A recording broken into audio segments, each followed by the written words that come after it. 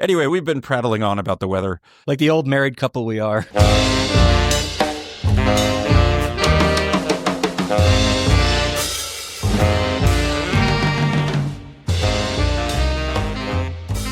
Hello and welcome to Expected Own Goals Yoga Bonito edition. I am your host, Eric Morgan. I'm Evan Davis. Yes, we're here to talk about a split card across two friendlies over the past week between U.S. women's national team and Brazil. 2-0 to the U.S. on Saturday in Los Angeles, a game that we were at SoFi Stadium, and a 2-1 loss in San Jose at PayPal Park on Tuesday night. This was yet another notch on Emma Hayes' belt about trying to get more players, more playing time. Results be damned. Sometimes performances be damned. We can debate whether or not that was successful. But Opta posted this morning that Hayes has given first caps to the most players across her first 20 games as a head coach since Anson Dorrance in the 1986 to 1988 window. Oh, by the way, the first FIFA Women's World Cup would not be played until 1991, and the U.S. women's national team didn't form until 1985. So essentially, she has given more first caps to players across her first two games than anybody since the program was invented. I think if there's one really positive thing to grab from this set of friendlies, it's Emma Hayes' willingness to see a lot of people and to blood a lot of people. Evan, where do you rank Brazil among the quality of opponents available for the U.S. to play in the world? They are certainly in a top 5 or top 6 mix. I think you have to ask yourself where you want to put Germany and the Netherlands in that mix. I think we've talked about this on previous episodes, but England, Spain, Japan, Brazil, Germany, France, the Netherlands are the 7 teams that are in conversation for spots along with the US in the top 5. I think right now, especially considering how many less experienced players Brazil got into these two games and how well their gegenpressing machine looked a lot of times, I might say that Brazil is a top 5 side at the moment. Yeah, I'm inclined to put them just based on individual talent and athleticism a little bit higher than that even. I think that they are potentially physically dominant in one-on-one battles against a lot of the other teams you just listed. I think we saw that expressed most thoroughly at the Olympics last summer against Spain. The way to think about them is they are a really bad matchup for almost every team in the world in terms of what they can put on the pitch. And I think that the U.S. is maybe the best suited to deal with them athletically. And we still saw this USBC team struggle for long stretches. Let's talk about the two fixtures one at a time. Let's start with the one we attended in person at SoFi. When we saw the lineups come out, my first thought was, oh, the U.S. is really lightweight in the midfield. Brazil is going to take advantage of that, but potentially with their back three at the cost of being overwhelmed on the counter. That is almost immediately how the game began to play itself out. Brazil looked solid for the first few minutes, only to give up a goal early on, really the first counter they'd conceded. And then managed to grab a foothold around minute 25 or so and had, I'd say, a really strong 5-6 minutes of play where a lot of their best chances came, where Tara McKeown played in the way that she often plays, which is to step out of the back line and try and get a little bit higher, which was something that Brazil found pretty easy to exploit. I mean, I think it was, who was it that said this during the second game? I think it was Jason Anderson who posted something to the effect of like, all 3 games against Brazil since the gold medal game between these teams, Brazil has set the terms of engagement. That their tactical plan in all 3 of those games is something that the U.S. had to answer, rather than the U.S. being able to apply proactively what they wanted to do and force Brazil to react. And it was so obvious, both in the gold medal game and these two friendlies. Like, their counter pressure is just a pack of murder hornets. And that, by the way, has its own flaws, which we'll discuss. But the thing that really knocked the U.S. off its axis was that they just had absolutely no time to play out of the back and had absolutely no time to try and string together triangles in the midfield. That player-for-player marking system, talk about the athleticism of Brazil, forced every single U.S. player to never get any kind of wiggle room and found it difficult in a lot of stretches to be able to break that pressure where Brazil might have a numerical disadvantage because of the way that they were marking all over the pitch. It was physical, it was grubby, but it was aggressive and energetic. Like, Brazil never seemed to like turn this into trench warfare, but they just did not allow the U.S. to breathe. And, you know, Emma Hayes knew that. She said before that first match that, you know, Brazil gives you 1 second to make a decision where a lot of other top teams would give you 6 or 7 seconds, or 3 or 4 seconds if they're an elite team. So she knew what the team had in store for her. And she is very clearly hell-bent on developing methods of holding possession, retaining possession, recycling possession, maintaining control of a game, instilling those values irrespective of the immediate results. And Brazil don't give a shit. Brazil will just swamp you. I think I described their average positioning map during the first game as like a blitz package over and over and over again. That was how it felt. And at least in the first game, they just sort of burned themselves out. And after the penalty, they really had no chance to get back into it. But for a good section of that second half of the first half, they were the reason anything was happening. The U.S. was not the reason. I think that this is a perfect example of like the thing everyone knows, goals change games. Why I think the U.S. found it easier on Saturday to beat this Brazil team was that the team was better suited to a counterattacking style that invited on that Brazilian pressure and had sort of speedy outlets whose plan was direct action the minute you got clear. And we saw that immediately with the sort of excellent staccato run that Alyssa Thompson makes to release Trinity Rodman and to slot her through for the goal. And that goal immediately forces Brazil onto the front foot, which the U.S. in this particular instance absorbed to varying degrees of success, but was generally speaking pretty okay with given the personnel on the field. The U.S. in the second game scored, I'm going to call it a trash goal. It was a trash goal. Another Alyssa Thompson run, this time less effective. Just a horrific miscommunication between keeper and defender that allows the ball to fall to Macario's feet and Macario to slot home. The second game, the U.S. did not have the personnel on the field to deal with the same amount of pressure. I wish we had had one of these games where a goal hadn't been scored in the first 5 minutes, to say nothing of the first 45 seconds. But what we got were almost an immediate replay of Brazil's opening problem and like their gambit not working out and then them needing to rethink how to win a game.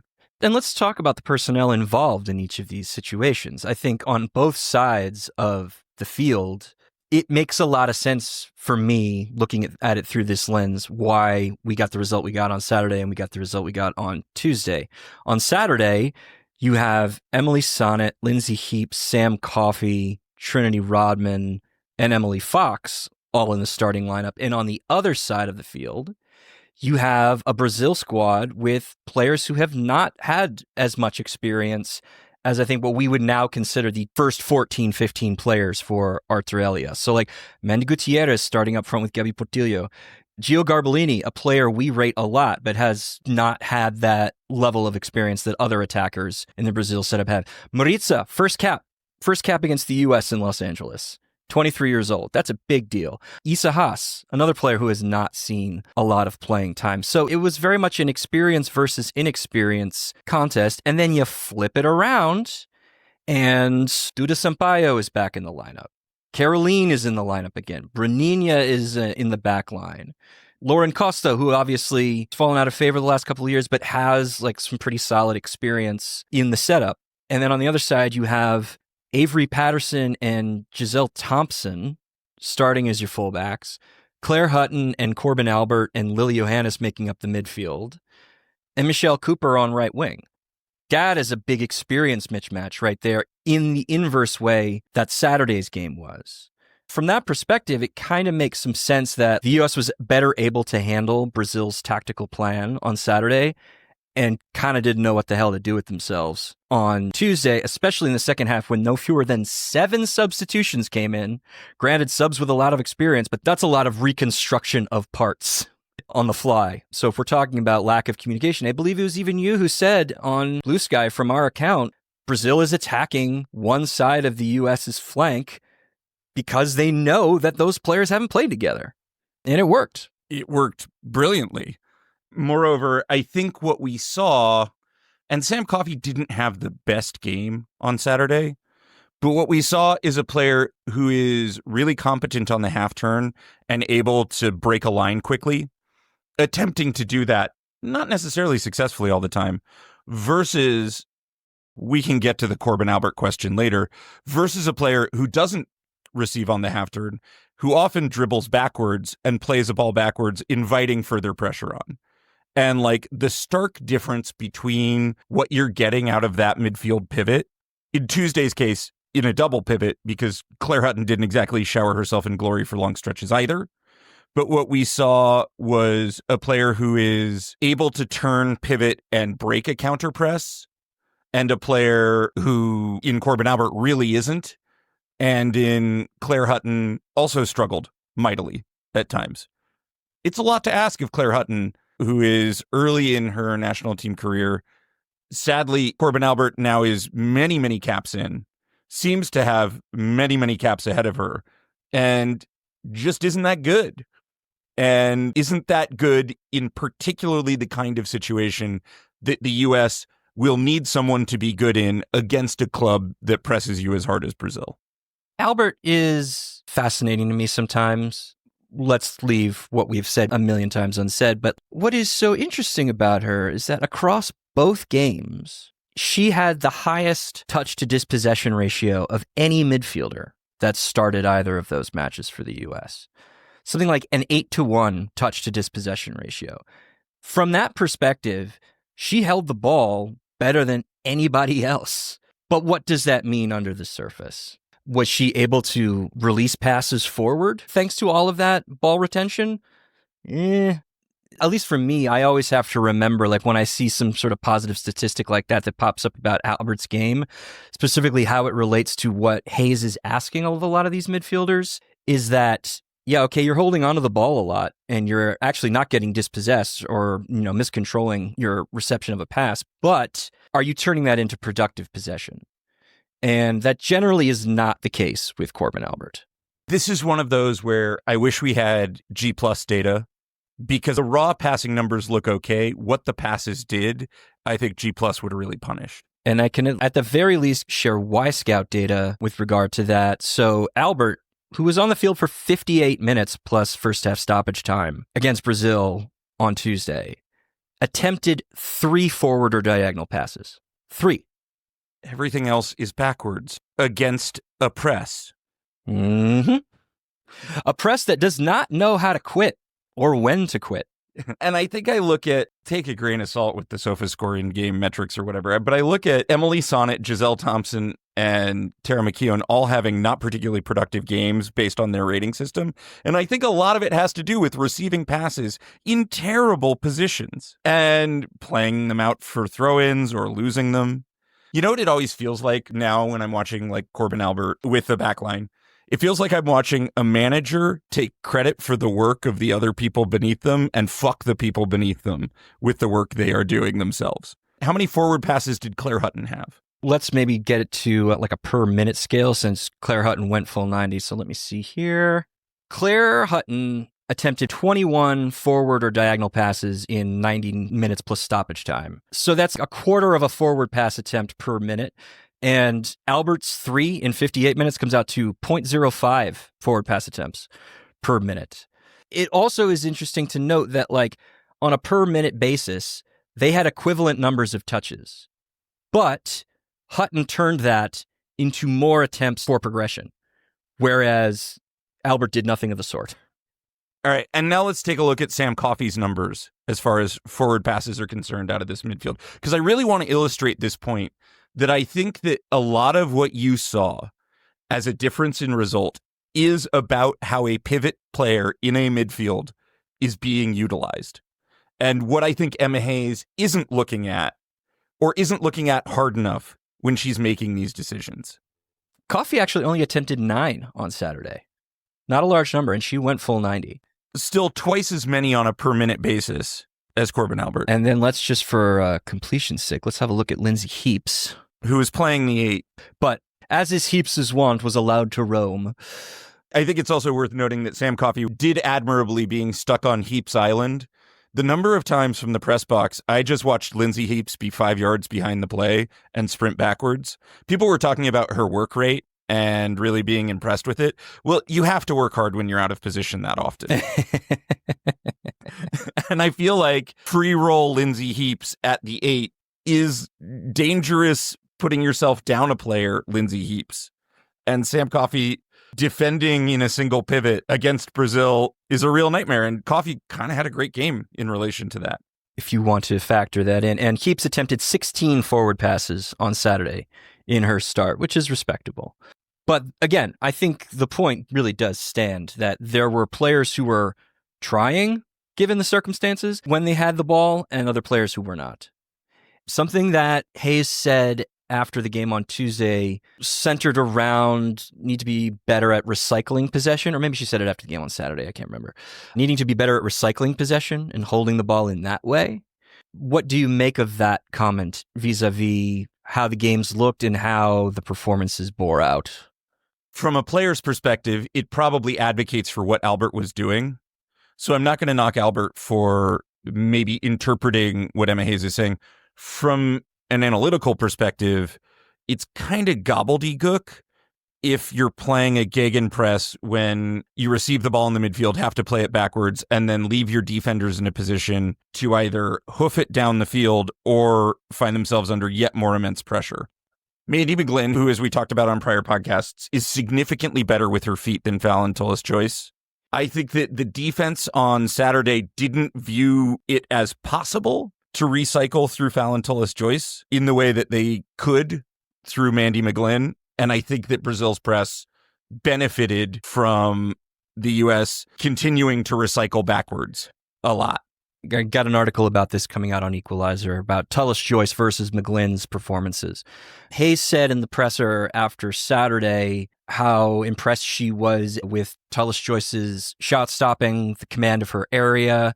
And I think that did bear out. I mean, she faced almost 1.9 post-shot XG on 5 or 6 shots on target and did not let a single one go by her.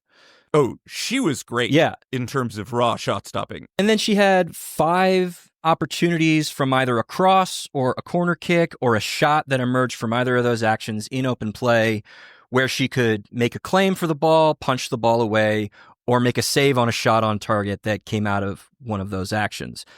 And she was successful in all 5. Which is kind of all you can ask for from the opponent that she was dealing with in her first cap. So in an extremely small, very noisy sample size, Fallon Tullis-Joyce at least makes the case that she should keep getting call-ups. Yeah, for sure. But what's interesting is that Hayes said that despite all of that, she wants her to try and play short out of the back to break pressure rather than hoofing it forward. And we've talked about it on past shows that like Fallon Tullis-Joyce goes long against tough opponents 8 out of 10 times and makes 2 out of 10 of those passes successful. That's bad in terms of what you need out of a distributor. Even if you're deciding that, in the immortal words of Shea Butter FC, I don't want bumbling and stumbling while you're trying to play out of the back. Even if you're just willing to like clear and hoof it long, like at least make 40% of those passes successful. You know, now Tullis-Joyce was better on Saturday in terms of rate, but she attempted 2 passes that were of shorter length on the ground. Everything else was long and in the air. That is understandable. It's her first cap. She might be nervous. She was being swamped by what might be the best gegenpressing international side in the women's game right now. That's a lot to handle. But Hayes also says, like, I don't want you to do that. And I don't care about the raw results here. So it's this very interesting contrast where you had that, and then you had McGlynn on Tuesday who was doing what Hayes asked of her, and is often quite good at that, being able to break pressure with short passes on the deck.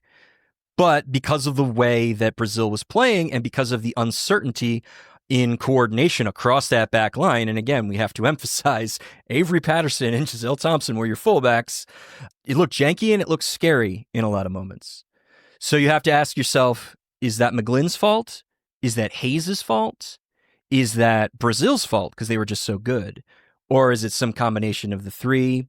How should Hayes and goalkeeping coach Stuart Searle be thinking about how they want to use the position going forward? Are they correct to want their keeper to be able to play short out of the back more frequently than, say, somebody like Ellis Joyce is at present comfortable doing?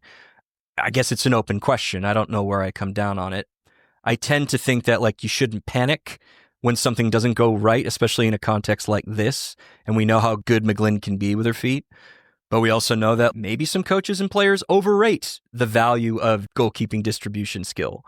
So maybe that we shouldn't care about that as much. I don't know. I mean, what do you think? Again, we're also talking about really small samples. We know how large a sample you need to assess true talent. But what is your eye test telling you about these two performances from the goalkeeping position? Both players did nothing to harm being called back in. I think Fallon Tullis-Joyce was better than I expected her to be on her debut. God, she got cleaned out by Emily Sonnet. Yeah. And still made a save. I know that was offside, but she had all of those sort of cliche words you really want to see in a goalkeeper: poise, command of her area. She wasn't passive or on the back foot at any time. She was prepared for that game and did basically everything right. Also, she's huge. I know she's 6 feet tall. She's a big 6 feet tall. When she is up vertically and spread, she casts a massive shadow. That reaction save in the 30th minute it speaks to that point so perfectly. She's good. The U.S. has a wealth of really good shot stoppers. This is a tough position to win. Jane Campbell, also a good shot stopper, didn't see the pitch.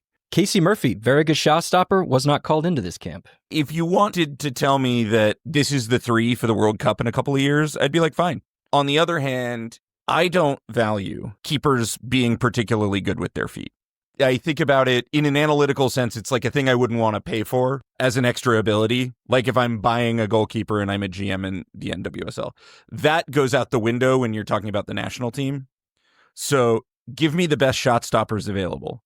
And if the evidence bears out over the next couple of years that the best three shot stoppers going into the World Cup, just give me the best three from that list. If it's McGlynn, Tullis-Joyce, Campbell, or if it's like McGlynn, Murphy, Tullis-Joyce, or any combination of them, or if Angelina Anderson makes her way in, just give me the three best raw shot stoppers. Full stop. That is not how Emma Hayes is going to think about it. I want to actually ask you about that because Hayes, who very happily and almost enthusiastically referenced XG in both of her press conferences, which I kind of got a chuckle out of. Hayes is a very analytically minded coach. She looks at the data. There's a very large data operation at U.S. Soccer working with the women's national team. All of her coaches are pretty data fluent, or at least data proficient. Everybody's looking more or less at the same information, but she's not the only head coach who we respect who has this attitude that one of the central points of being a great keeper is to be good with your feet. Even Jill Lloyden on our Patreon. Haley Carter, yes. There are lots of smart people who have access to a lot of good information who continually say, goalkeeper's got to be able to play out of the back. So what do you think that's about? What is this thing that all of them are missing, or are we missing something that they're seeing, we just don't know it? I think the answer is kind of twofold here. First off, Haley Carter and Jill Lloyden, really hard to run into smarter people talking about this game. And I take it really seriously. Also, both former goalkeepers. But the numbers bear out pretty clearly that the vast majority of a goalkeeper's value is in their ability to shot stop. I'm concerned with how they control space and the area. I think Anna Morehouse is a great example of that. So when Haley Carter talks about quality with the ball at her feet, Anna Morehouse isn't the best distributor in the NWSL. Anna Morehouse is a really good shot stopper. So I think that Haley Carter does, on some level, value shot stopping ability maybe a little bit more than is led on in that interview. That said, I think the idea is we all know that shot stopping is the primary job of a goalkeeper. And because the game is changing, because possession is having a particular moment of being in vogue among the best teams in the world, because Barcelona sort of sets the style in the women's game right now, that being good with your feet is a way to differentiate the quality of a player when shot stopping doesn't necessarily show you the margins. I buy that at the fine margins between elite goalkeepers, that being able to play with your feet is a defining characteristic. That said, I think that conversationally and in terms of training, it's probably being overemphasized. But then again, if you're a goalkeeper seeking a job, you kind of got to develop the skills that the job possessors have. So if people want you to be good with your feet, you probably need to take that seriously.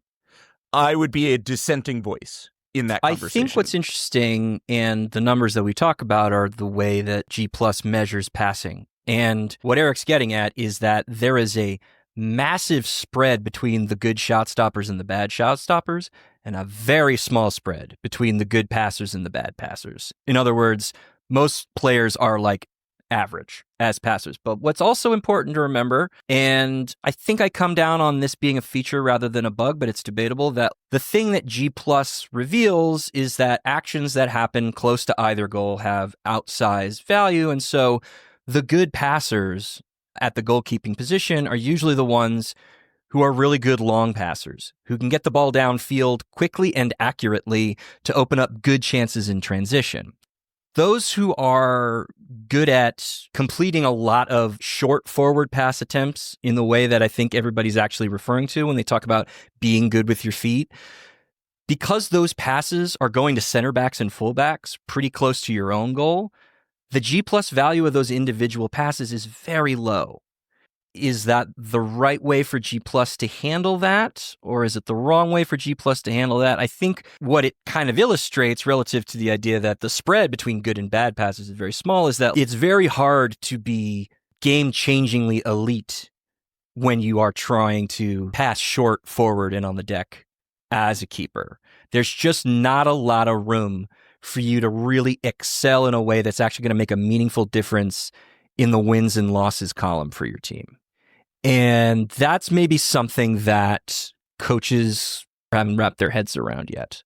I think maybe even to a greater extent here, what it is, and we saw it in the Brazil game with the very, very good with the ball at her feet, Mandy McGlynn, is coaches really want the idea of facing a counter press and having yet another outlet or option available to you. When we talked to Jill Lloyd and she mentioned Ederson with the ball at his feet, a bang average shot stopper who is good with the ball at his feet. Alison Becker on the men's side, similar. But you see those people who are like gaff prone all the time, because the difference between an outfield player in soccer with the ball at their feet and a goalkeeper is significant. And so even the best ball playing goalkeepers aren't necessarily that good with the ball at their feet in relation to outfield players. But what a coach wants is to know that if dumb Corbin Albert has turned backwards and played a bad pass to Tara McKeown, that McKeown has an option that isn't either back to now covered Albert or to Giselle Thompson, but is also to Mandy McGlynn. And so, like, you want that security blanket of the keeper being good with the ball at their feet. In that sense, in coach mind, everything is risk mitigation. And if I'm passing the ball backwards because I have no other choice, I'd prefer that person to not be horrific with the ball at their feet. Or just a possession suck, like playing the ball upfield to nothing. Maybe this is the way to think about it, too. I think ultimately, yeah, it kind of doesn't matter whether a goalkeeper's playing out of the back or just hoofing it long, because, which is also kind of why maybe I'm not bothered by this insistence that keepers can do this, because it ends up being kind of net neutral. That, like, the gaffes, the ones that freak people out, the ones that, like, make people demand that you got to stop playing out of the back, full stop. It's sort of like pass balls and wild pitches in baseball for catchers. Totally. That's a great way of looking at it. It looks really ugly, and in single individual events, it can cost you. But in the aggregate, those events happen so vanishingly rarely, even in situations like what we saw on Tuesday, where you have a really strong gegenpressing side constantly putting your keeper under pressure. Even then, it doesn't happen nearly enough to make it matter in the long term to your bottom line. And so while it feels ugly and it's very noticeable, it's the pitch framing versus pitch blocking things. Like, you really remember when a pitch blocking attempt goes horribly wrong. You almost, well, maybe not in 2025, but like 10 years ago, you had way too many people who just would not clock how good a catcher was at pitch framing because there were thousands and thousands of opportunities, and it's very subtle, but it in fact makes a massive difference on the success or failure of your team.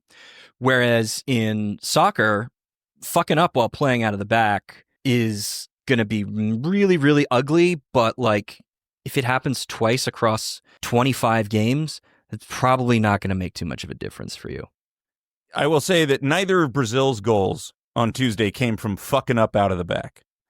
There were ugly moments and less than ideal counterattacks that built out of it, but certainly neither goal came from fucking up out of it. And we're talking a lot about the goalkeepers, but I think also what we should bear in mind is that like it was kind of the defensive core in front of McGlynn that didn't give her a lot of options. So that's sort of where I come out on trying to calculate like where the weight of responsibility sort of lies, is that the fullbacks were not comfortable outlet options. McKeown got rattled pretty easily, and Albert couldn't be trusted with the ball. So where the fuck was she supposed to pass it to?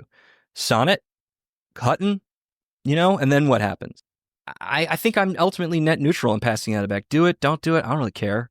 But to say that it absolutely should not be done, I think we need to be a little bit more nuanced in our analysis. I'm just saying it's a thing that I hear a lot that I feel like coaches are currently overvaluing because of the margins you're discussing. And just give me the raw best shot stopper, because the best shot stopper in the world is still capable of a gaff. So is the one who's significantly worse. There was a period where Gary Sanchez was a great pitch framer and he was getting pilloried for letting a couple of pass balls go by. And guess what, man? A catcher who's a good framer with thump in his bat is going to pay dividends in ways that like being able to handle a couple of errant breaking balls is never going to matter. If Fallon Tullis-Joyce continues to put well above average shot stopping numbers up, I could give two shits about her distribution out of the back if she's putting up shot-stopping numbers that are roughly aligned with the also excellent Mandy McGlynn. I obviously would prefer Mandy McGlynn start because Mandy McGlynn is significantly better with the ball at her feet.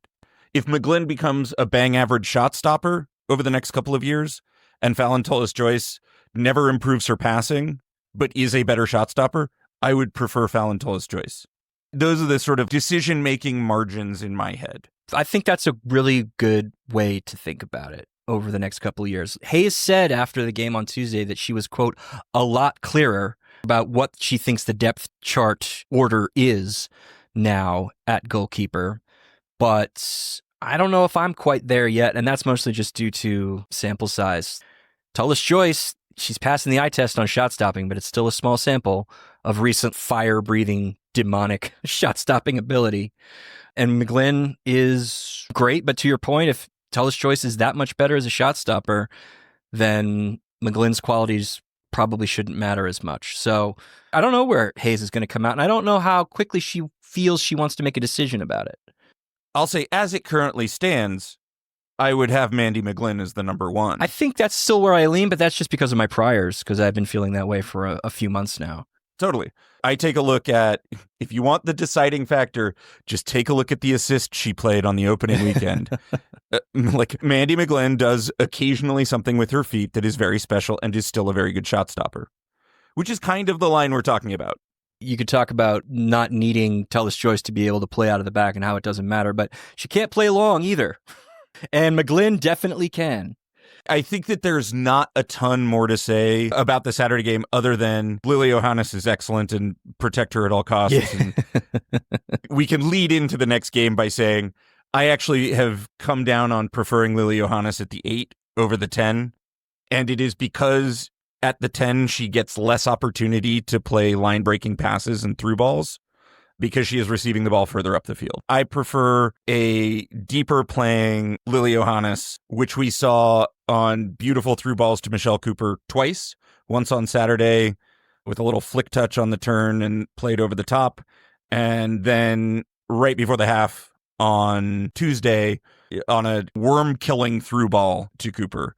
Boy, Johannes is so exciting. To parrot Hayes' broken record at this point, pump the brakes on the hype. And I'm not even saying that to fans because you're allowed to do whatever you want, fans. But there's still probably just some defensive comfort that still needs to come Oh, yeah. for Johannes at this level in order for her to be able to start at the 8 on a regular basis.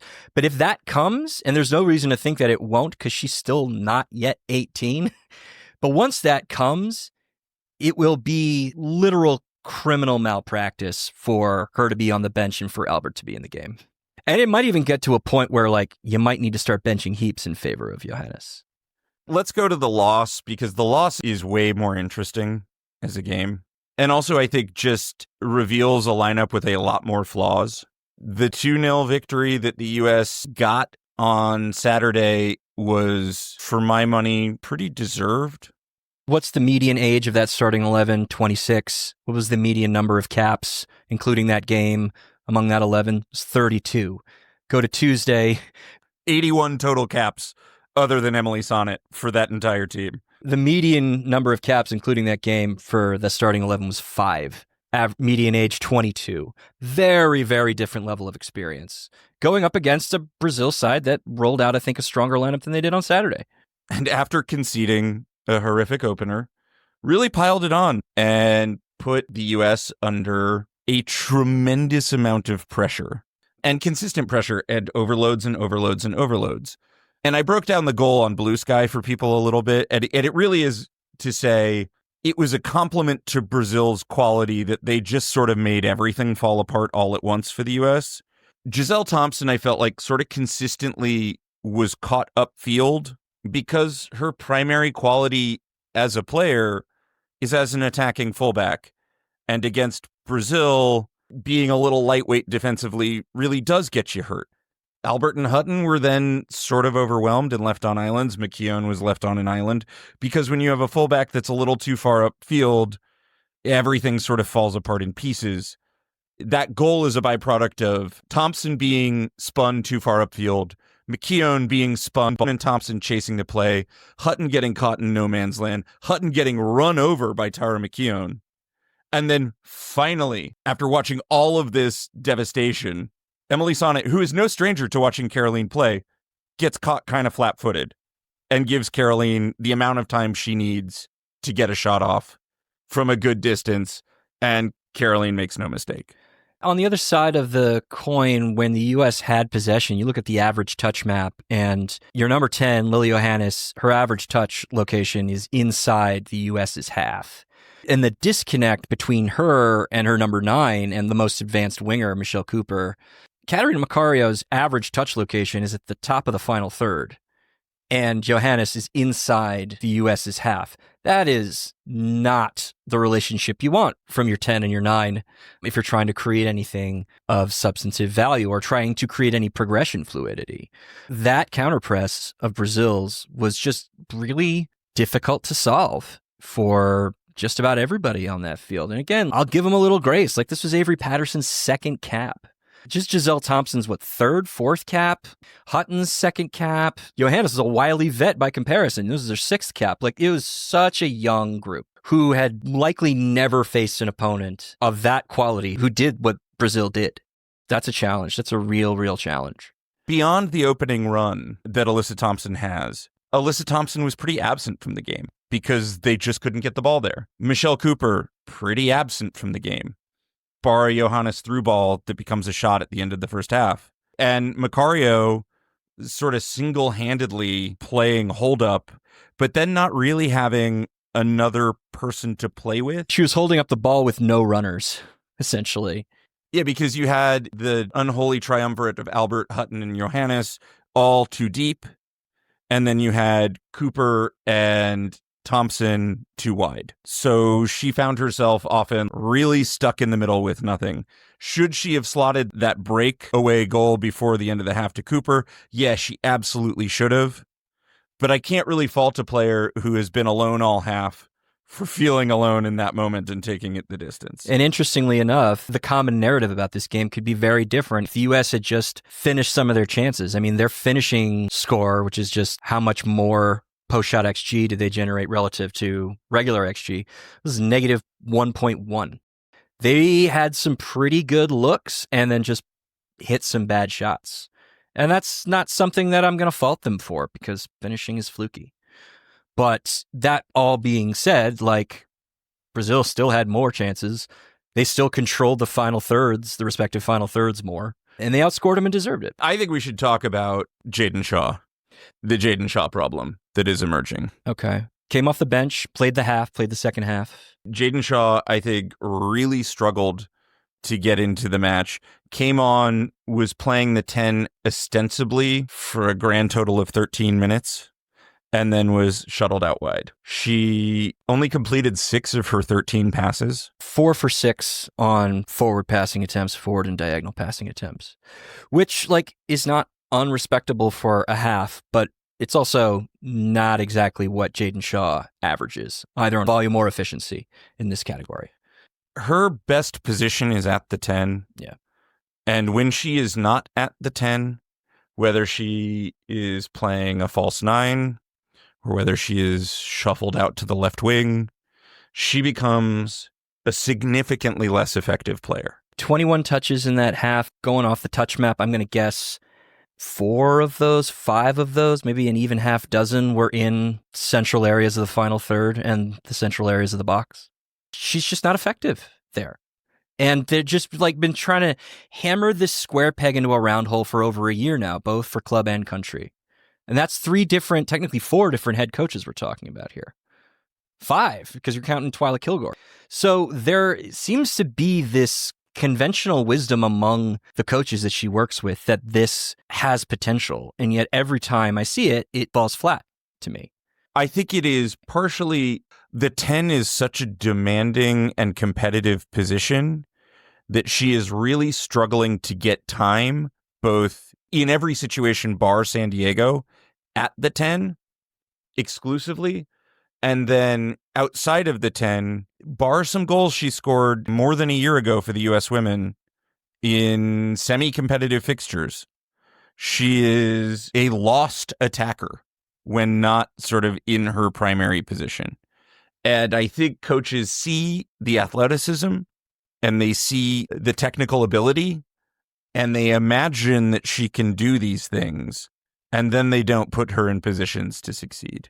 I mean, she got shuttled out of the way for Lindsay Heaps.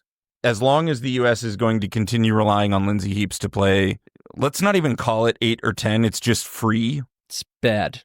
It's bad. It's analysis, bad. Jaden Shaw is going to be a person who is negatively affected by that. Shaw owes a fair amount of responsibility for realizing that, hey, I am going to need to develop aspects of my game that allow me to get minutes, because as of right now, I don't have any real pathway to a starting job because Lindsay Heaps exists. She clearly went to North Carolina because Emma Hayes told her she needed to go play for a possession side. She said that in all but verbatim terms at Media Day here in LA back in January. You understand you're having dialogue with Hayes about what she expects of you. To be fair, Shaw Naos is using her centrally. So if you told Shaw to go play for a team like North Carolina in order to keep developing for the U.S., and Naos is using her in more or less the way she is supposed to be used, that team's got other problems, then what is the plan when she gets to U.S. camp? It just doesn't compute. You know, if what you're wanting to do is experiment and test these games, why are you putting Lindsay Heaps on after 13 minutes of Jaden Shaw? Maybe this was the intention of Hayes, to really leave a bunch of young people out to dry against a good team. She did that. When it's all said and done, Brazil was very good money for that win last night. For all of the attempts at trying to use short passing to break that level of counter pressure or insisting on control and holding the ball, the U.S. across both games managed about little over 2 completed passes per possession.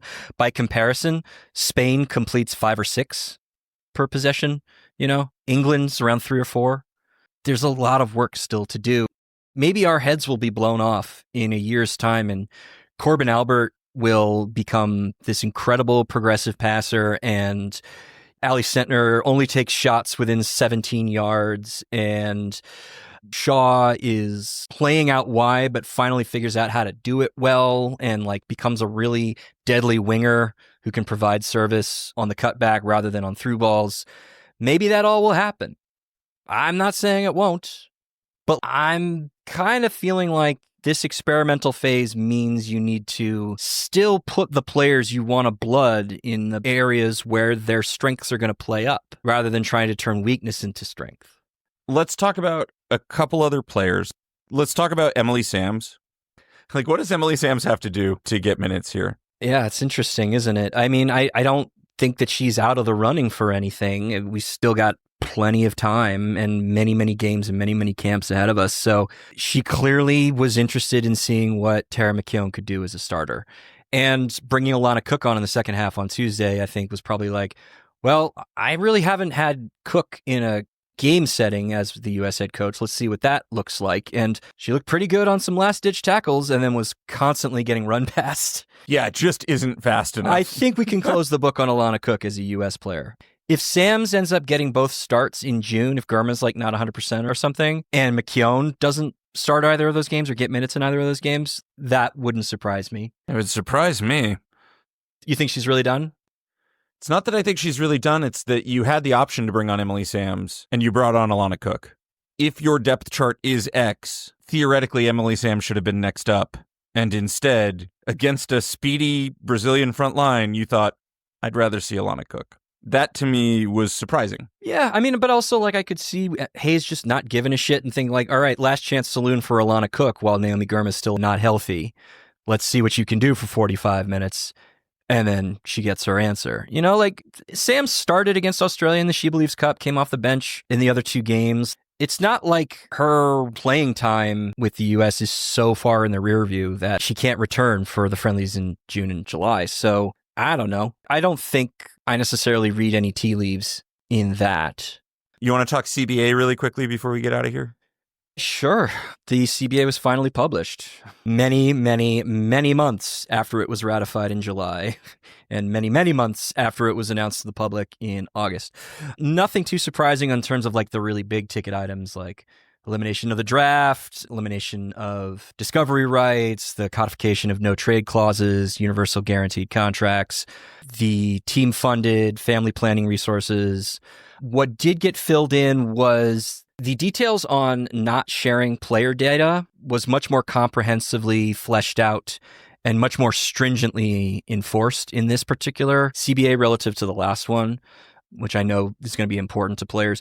We knew that there was going to be cost of living adjustments that were going to be starting in the beginning of the 2027 season, but now we actually know how that's all going to function, which is essentially how much do you make? What's 30% of your yearly income, including bonuses, relative to the yearly cost of an average market value one-bedroom apartment where you play? And then there are a couple of different ways we can calculate an adjustment for you and make up the difference. And I think what's even more important is that, like, even if that calculation doesn't fully make up the difference, they have codified a supplemental stipend that you can apply for and potentially like get a nice chunk of money on top of that in order to make sure that you don't have to worry about burning an unnecessarily large portion of your paycheck on living expenses.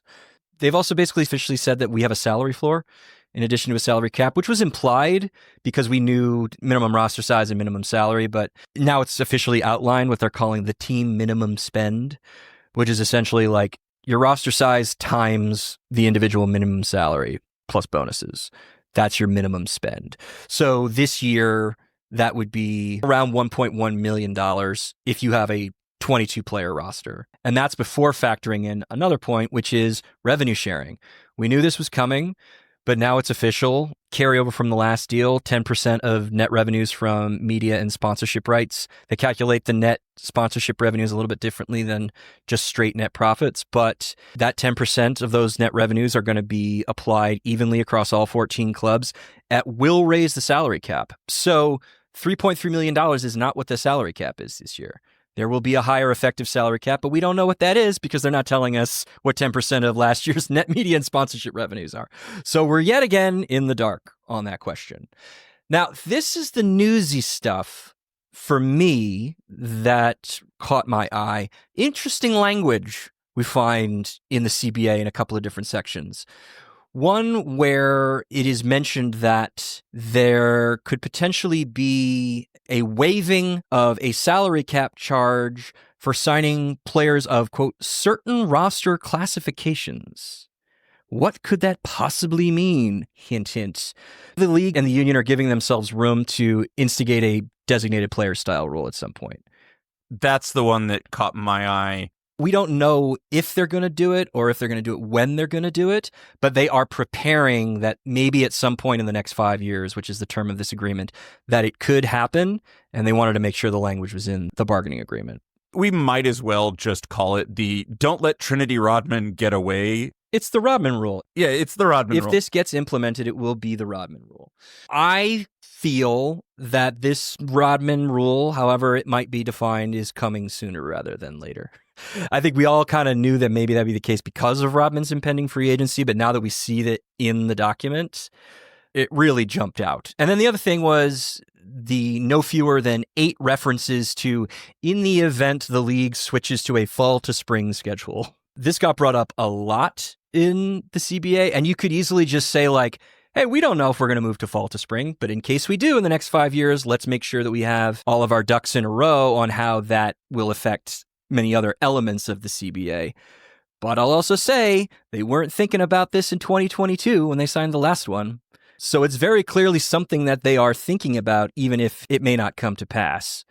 I think the more likely fallout, and this all comes from there's this very specific clause that just says deliberately omitted. And you see in the 2022 document, that clause is about the scheduling of the championship game. And in 2022, they were like, it's got to be no later than the Sunday before Thanksgiving. So now that's just not in the document anymore. There's these multiple references to fall to spring schedule, which would explain why you'd not want to commit to a firm timeline on when the championship game could be played. The other part is that in defining an NWSL game, the document outlines that no more than 7 playoff games can be played by teams. Which, if you combine that with deliberately omitted, maybe what that means is playoff expansion is coming. And that tracks. If there's another round of team expansion in the next 5 years, they're going to want to expand the playoffs. And therefore, championship game will have to get moved to December, most likely, because you'll have to add a round. Yeah, the 7 games makes me think, oh, we're in a 2-legged playoff scenario. Very possible. Patreon's going to come out on Friday this week, tomorrow, if you're listening to this upon main feed release. So keep tuned in for that.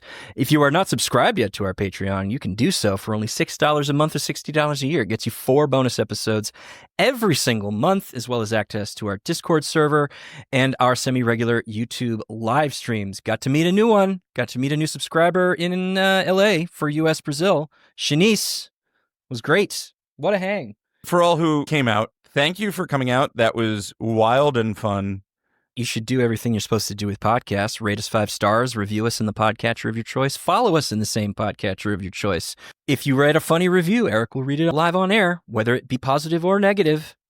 Tell all your friends about us. What was so lovely about meeting Shanice is that she randomly met somebody at an event the day before, brought her to the game, and then brought her to our hang. She's not a listener of the show, but I do believe she will become one, which is very cool.